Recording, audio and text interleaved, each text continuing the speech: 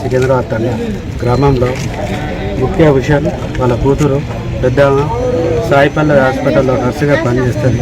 అదే హాస్పిటల్లోని బొద్దువన గ్రామానికి చెందిన ఆర్ఎంపీ గంపయ్య వాళ్ళ కొడుకు కూడా పనిచేస్తాడు.